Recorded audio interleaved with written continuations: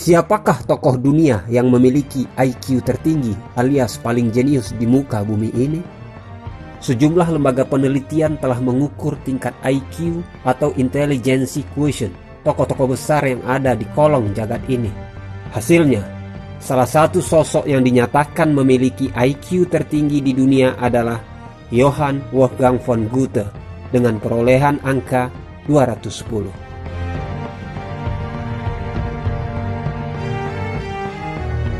Siapakah Goethe? Goethe adalah seorang putra kebanggaan Barat. Daratan Eropa memujanya sebagai sosok multi talenta. Nama dan potret Goethe diabadikan dalam aneka model perangko di berbagai negara di Eropa. Goethe persisnya berasal dari Jerman. Ia lahir di Frankfurt 28 Agustus 1749. Jerman sangat bangga dengan keberadaan Goethe. Di kota kelahirannya, nama Goethe diabadikan menjadi nama kampus, Goethe Universität. Sosoknya juga dikokohkan dalam patung yang megah. Nama Goethe juga ditabalkan sebagai nama jalan, hingga dituliskan dalam berbagai souvenir aneka rupa.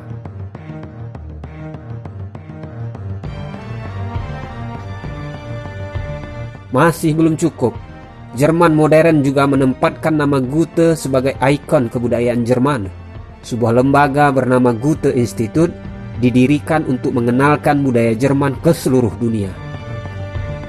Untuk Indonesia, Goethe Institut punya perwakilan di Jakarta dan Bandung. Goethe adalah manusia jenius yang serba bisa. Sosoknya tak henti diteliti para intelektual selama 2 abad terakhir. Goethe memiliki keahlian dalam banyak hal, mulai dari hukum, politik, arsitektur, teater, budaya, arkeologi, teori warna, mineralogi, geologi, kimia, meteorologi, filsafat, matematika, kemiliteran, ekonomi, serta sastra. Karya tulis Goethe berjumlah ribuan dan menjadi sumber inspirasi yang tak pernah kering bagi Eropa. Ilmuwan Charles Darwin adalah seorang yang terinspirasi dengan karya-karya Goethe. Goethe pernah menjadi politisi dan menteri keuangan. Sosoknya dikenal pula sebagai sastrawan. Goethe menulis puisi, novel, hingga naskah drama. Karya-karyanya diterjemahkan ke berbagai bahasa dunia, termasuk ke bahasa Indonesia.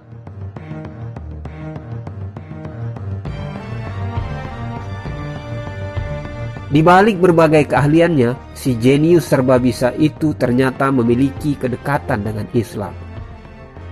Nah, seperti apa hubungan Goethe dengan Islam? Goethe mengenal Islam sejak usia muda. Hal itu berawal dari minatnya di bidang studi ketimuran. Goethe membaca Al-Quran melalui terjemahan bahasa Jerman karya J.V. Hammer dan dalam bahasa Inggris karya Giselle. Goethe juga membaca syair-syair karya ulama sufi, mulai dari Hafiz, Sa'adi, Attar hingga Jalaluddin Rumi. Goethe terpesona pada karya-karya mereka, berikut kisah hidup para ulama-ulama sufi itu. Goethe juga diketahui belajar membaca dan menulis Arab hingga tertarik menuliskannya. Setelah kematiannya pada tanggal 22 Maret 1832, ditemukan sejumlah dokumen bahwa Goethe di masa hidupnya menyalin ayat-ayat pendek Al-Quran dengan tulisan tangannya sendiri.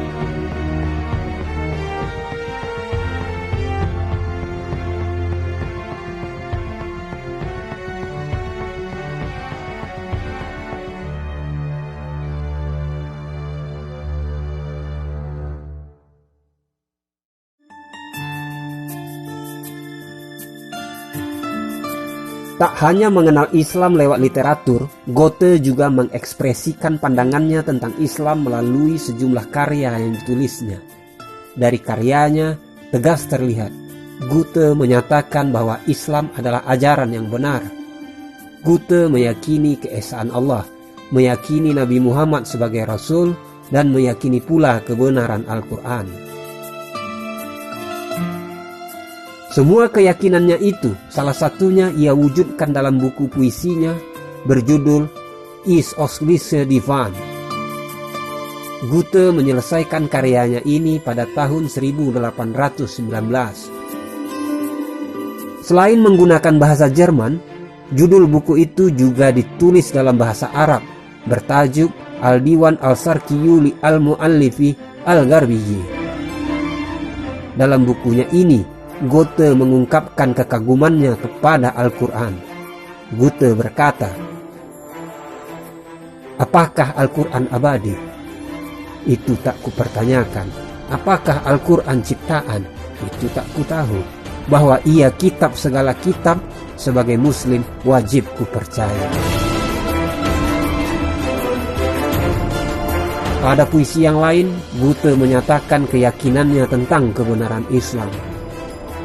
Alangkah pandir menganggap diri istimewa, mengira keyakinan sendiri benar belaka. Bila Islam berarti berserah diri kepada Tuhan, maka dalam Islam kita hidup dan mati.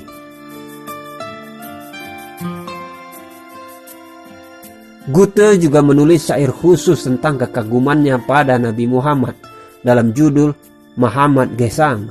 Salah satu baitnya berbunyi, "Dia seorang rasul dan bukan penyair, dan oleh karenanya Al-Quran ini hukum Tuhan, bukan buku karya manusia yang dibuat sekedar bahan pendidikan atau hiburan.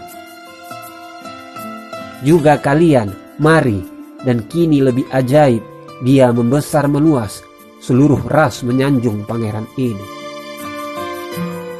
Di puisi lainnya, lagi-lagi, Goethe menegaskan tentang keesaan Tuhan dan eksistensi Nabi Muhammad. Pada malam saat umat Kristiani merayakan kelahiran Nabi Isa, Goethe menulis syair berikut ini. "Dan kebenaran sudah menyingsing. Apa yang diakui Muhammad, hanya ada satu Tuhan, dialah penguasa semesta alam." Lainnya, Goethe berkata, puisi ini tidak menolak kebenaran bahwa diri ini adalah seorang muslim. Selain dalam karya sastra, Goethe juga mengungkapkan keyakinannya pada Islam melalui surat menyurat. Pada secarik surat yang dikirimnya kepada August, putra tunggalnya, tertanggal 17 Januari 1814, Goethe berkata, "Beberapa agama telah mengecoh kita, sampai kemudian datang Al-Quran ke perpustakaan kita." Itulah beberapa jejak Goethe yang menunjukkan keyakinannya pada agama Islam. Pertanyaannya, dari semua jejak itu, benarkah Goethe seorang muslim? Ataukah ia hanya seorang yang mengagumi ajaran Islam saja? Sejumlah intelektual masih memperdebatkan hal tersebut.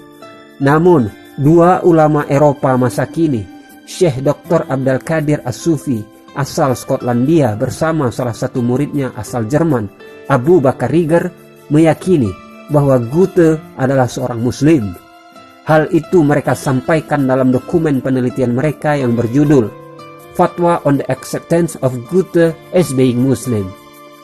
Dokumen tersebut terbit tahun 1995, disebarluaskan oleh Weimar Institute Jerman.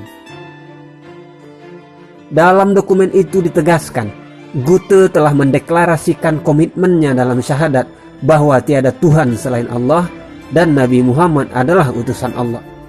Syekh Abdul Qadir juga menegaskan, pujangga terbesar Eropa ini adalah muslim pertama Eropa modern. Dikatakan pula, meskipun Goethe tidak pernah mendapatkan pengajaran salat, zakat, puasa dan haji, Goethe bangga dan dengan emosi yang dalam menghadiri sholat Jumat. Memahami jejak keislaman Goethe saat ini memiliki dampak penting.